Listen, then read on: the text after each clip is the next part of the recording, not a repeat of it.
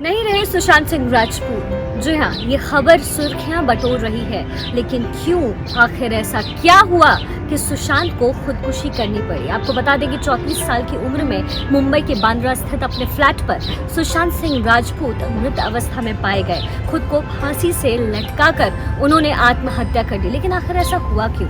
जब से ये खबर सुर्खियों में आई है, जब से लोगों को इस बारे में पता चला है, तब से क्या सोशल मीडिया, क्या टेलीविजन स्क्रीन्स, हर तरफ सुशांत सिंह राजपूत को लेकर कई तरह के कयास लगाए जा रहे हैं। इसी कड़ी में मैं आपको बता दूं कि प्रधानमंत्री नरेंद्र मोदी ने भी सुशांत सिंह राजपूत के लिए ट्वीट किया और उन्होंने शोक जताया। उन्होंने कहा कि वो एक बेहतरीन एक्टर थे, एक बेहतरीन अदाकारी करने वाले इंसान थे और इस तरीके से उनका जाना वाकई बॉलीवुड को एक निराशाजनक अवस्था में लेकर के जाता है। इसके साथ ही विराट कोहली ने भी शोक प्रकट किया है। आप जानते हैं कि सुशांत सिंह राजपूत फिल्म धोनी में दिखे थे और धोनी में उनका जो वो किरदार था, महेंद्र सिंह धोनी का जो वो कैरेक्टर प्ले कर रहे थे, वो इतना ज़्यादा रियलिस्टिक था कि हर कोई यकीन ही नहीं कर पा रहा था कि वो खुद धोनी नहीं बल्कि सुशांत सिंह राजपूत है। उनके मूव्स, उनके वॉकिंग स्टाइल, उन्होंने जिस बेहतरीन तरीके से धोनी के हर उस मोमेंट्स को कैप्चर किया था, वो वाकई एक तरीके से आप कह सकते हैं कि उन्होंने उस किरदार को जीवंत किया था, उसको बिल्कुल लाइवली बना दिया था। लेकिन आखिर ये सब कुछ हुआ कैसे? आखिर सुशांत सिंह राजपूत के पास ऐसी क्या, कौन सी वजह थी जिसके वजह से उन्हें ये कदम उठाना पड़ा? यह भी एक सवाल या निशान खड़ा करता है।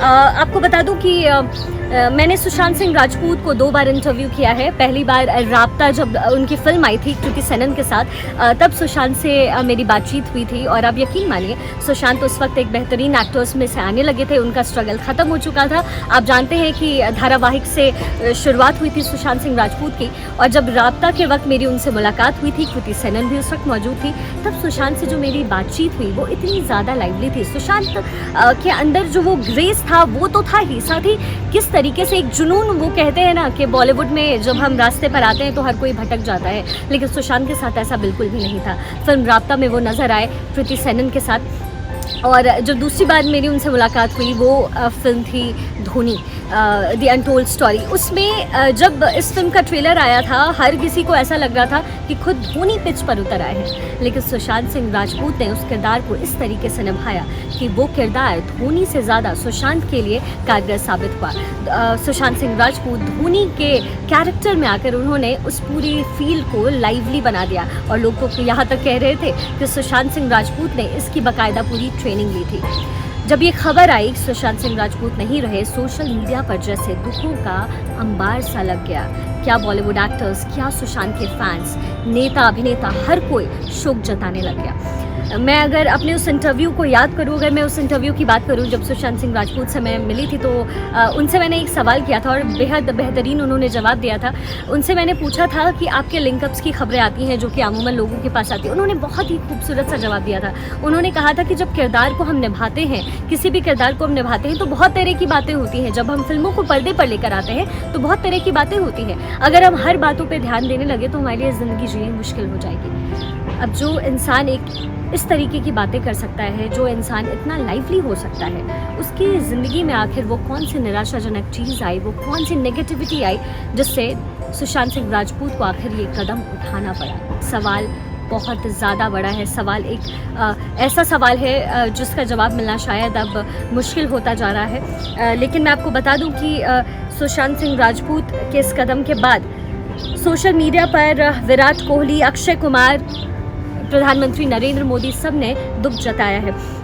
और जब मेरी बातचीत हुई थी सुशांत से धोनी के टाइम में, तो मैंने उनके बैकग्राउंड के बारे में भी बात की थी। आपको मैं बता दूं कि सुशांत सिंह राजपूत बिहार के रहने वाले हैं और वहाँ ही उनका जन्म हुआ है। पूर्णिया वहाँ का एक ज़िला है जहाँ सुशांत सिंह राजपूत का जन्म हुआ।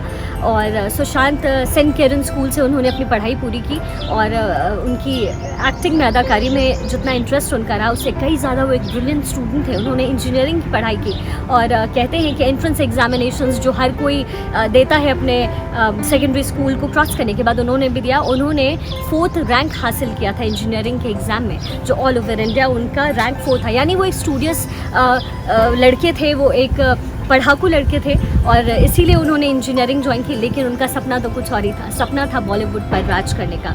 और सुशांत इसी क्रम में आगे बढ़ते चले गए और उन्होंने मॉडलिंग से अपनी शुरुआत की। साथ ही उन्होंने धारावाहिक में सबसे पहले उनकी एंट्री हुई और वो धारावाहिक था किस देश में है मेरा दिल। इसके साथ ही पवित्र रिश्ता से उन्हें एक अच्छी रिकग्निशन मिली, लेकिन वहाँ पर ही सुशांत को नहीं रुकना था। सुशांत की जो राह थी वो बहुत आगे चलने वाली थी, बहुत आगे उनको लेकर जाने वाली थी। और सुशांत सिंह राजपूत को आखिरकार काई पो चे फिल्म से बॉलीवुड में एंट्री मिली। फिल्म काई पो चे में सुशांत का किरदार फिर से एक ऐसे क्रिकेटर का था जो क्रिकेट की ट्रेनिंग देता था बच्चों को, और इस क्रम में उनका जो किरदार था वो इतना ज़्यादा लाइवली था, इतना अच्छा था कि उनको अच्छी खासी रिकग्निशन फिल्म काई पो चे से मिल गई। उसके बाद काई पो चे के बाद पीके में भी एक छोटे से किरदार में वो नज़र आए, लेकिन वो जो किरदार था उनका बेहद ज़्यादा हिट हो गया।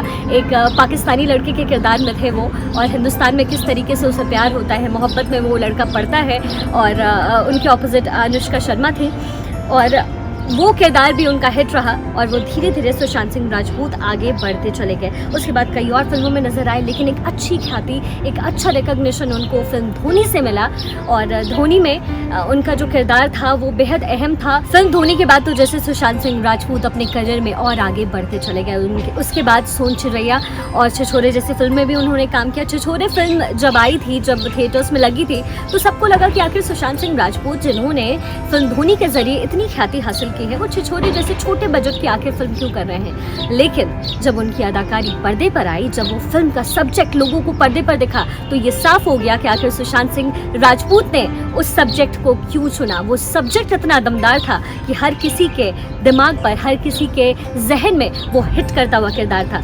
और आपको पता है कि फिल्म केदारनाथ में भी सुशांत सिंह राजपूत नजर आए थे सारा अली खान के ऑपोजिट, और सारा की वो डेब्यू फिल्म थी, इसलिए सुशांत से कई तरह की उम्मीदें भी थी, क्योंकि जब कोई डेब्यू कर रहा होता है साथ में, तो जितनी ज़्यादा जिम्मेदारी उस डेब्यू वाले कैरेक्टर की होती है, उससे कई ज़्यादा जो उसके ऑपोजिट काम कर रहा है उसकी होती है। और सुशांत ने उसमें भी क्या खूब किरदार निभाया। पहाड़ों पर रहने वाला एक हिम्मती किरदार जो है सुशांत ने निभाया। आपको बता दें कि अभी जो उनकी आने वाली फिल्म थी वो थी किजी और मैनी। ये फिल्म उनकी आखिरी फिल्म साबित हो गई। हालांकि इस फिल्म की शूटिंग अब तक पूरी नहीं हुई थी, फिल्म पर्दे पर आई नहीं, लेकिन वो एक ऐसा सब्जेक्ट जिसे सुशांत सिंह राजपूत पर्दे पर जीना चाहते थे, वो अधूरा रह गया। ये फिल्म आने से पहले ही उनके लिए ये अधूरी साबित हो गई। कुछ दिनों पहले उन्होंने इसका फर्स्ट लुक भी जारी किया था। लेकिन आपको बता दें कि सुशांत सिंह राजपूत का आखिरी ट्वीट उनकी माँ के लिए था।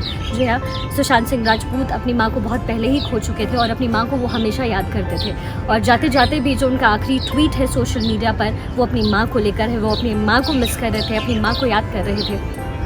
सुशांत का किरदार जीवन था। सुशांत ने मेहनत की, अपनी मेहनत के बलबूते वो यहाँ तक पहुँचे। एज अ कोरियोग्राफर उनकी शुरुआत ही, उन्होंने अपनी शुरुआत की टीवी सीरियल में, उन्होंने बतौर लीड कैरेक्टर उन्होंने काम किया, और फिर वो बॉलीवुड के पर्दे पर छाए।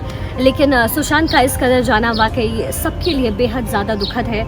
मैंने उनको बहुत करीब से देखा है, मैंने उनको बहुत करीब से नोटिस किया है, मैंने बहुत करीब से उनका इंटरव्यू किया है, और जब मैंने उनसे बातचीत की तो मुझे बस यही समझ आया, और मेरे दिल तक जो उनकी आवाज़ यही आई कि वो एक लाइवली इंसान थे। वो ज़िंदगी को जीना चाहते थे, वो ज़िंदगी को पसंद करते थे, वो कुछ कर जाना चाहते थे। और वो डायलॉग है ना, मैं चलना चाहता हूँ, गिरना चाहता हूँ, थकना चाहता हूँ, लेकिन मैं रुकना नहीं चाहता। सुशांत सिंह राजपूत भी कुछ ऐसे ही थे, वो रुकना नहीं चाहते थे। लेकिन ये ऐसा क्यों हुआ, ये शायद खुदा की मर्जी थी या सुशांत की कोई सोच, ये तो वक्त ही बताएगा। ABP न्यूज़ आपको रखे आगे।